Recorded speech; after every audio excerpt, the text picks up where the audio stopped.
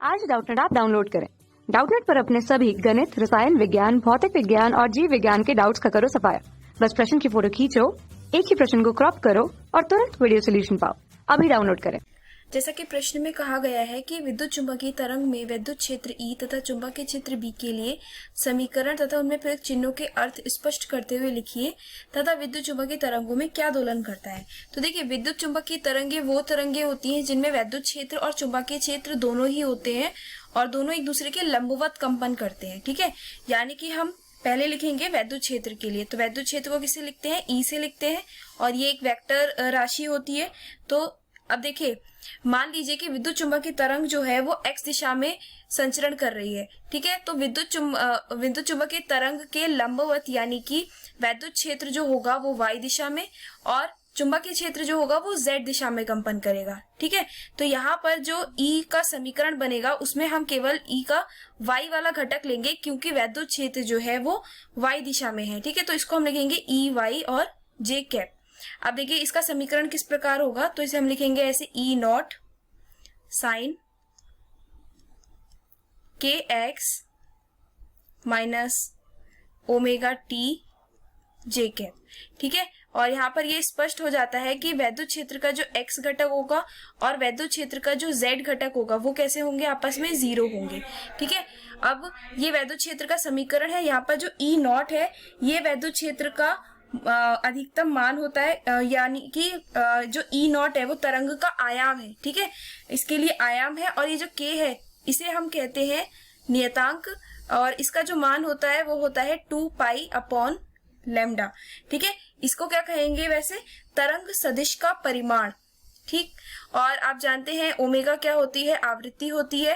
ठीक है, एक्स वो विस्थापन होगा जो ये विद्युत चुंबकीय तरंग जो है वो वैद्युत क्षेत्र की दिशा में करेगी। इसी प्रकार अगर हम चुंबकीय क्षेत्र की बात करते हैं तो ये क्योंकि z दिशा में चुंबकीय क्षेत्र लग रहा है तो यानी कि इसके लिए हम लिखेंगे BZ K कैप। ठीक, और इसके जो घटक होंगे यानी कि इसका जो x घटक होगा और इसका जो y घटक होगा उनका जो मान होगा वो क्या हो जाएगा? 0 हो जाएगा।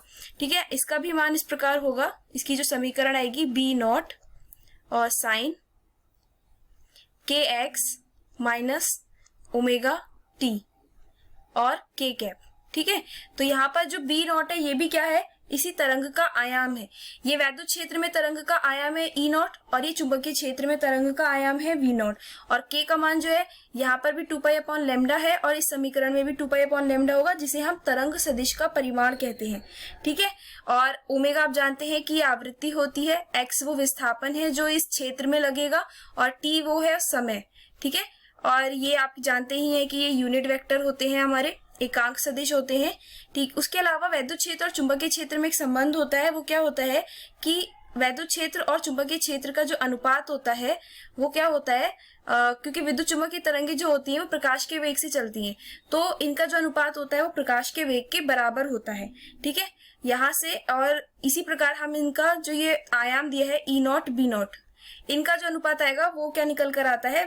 वैद्युत चुंबकीय तरंग के प्रकाश वेग के बराबर आता है। आगे आपसे पूछा है कि विद्युत चुंबकीय तरंगों में क्या दोलन करता है। तो जैसा कि आप जानते हैं विद्युत चुंबकीय तरंग में जो तरंग है विद्युत चुंबकीय तरंग, ठीक है, वो तो संचरण की दिशा में जाती है और विद्युत तथा चुंबकीय क्षेत्र जो होते हैं इस तरंग के संचरण की दिशा के लंबवत कंपन करते हैं। तो विद्युत चुंबकीय तरंगों में क्या दोलन करता है? वैद्युत क्षेत्र तथा चुंबकीय क्षेत्र, और किस प्रकार? उनकी लंबवत दिशा में दोलन करता है। ठीक है, यानी कि आप जानते हैं वैद्युत चुंबकीय तरंग जो होती है वो अनुप्रस्थ तरंगे होती है क्योंकि इसमें वैद्युत क्षेत्र और चुंबकीय क्षेत्र जो है वो संचरण की दिशा के लंबवत कंपन कर रहे हैं। ठीक है, कक्षा 6 से 12वीं से लेकर नीट, IIT, JEE वो एडवांस के लेवल तक 1 करोड़ से ज्यादा छात्रों का भरोसा। आज ही डाउनलोड करें डाउटनेट ऐप या व्हाट्सएप करें अपने सारे डाउट्स 8400 400 400 पर।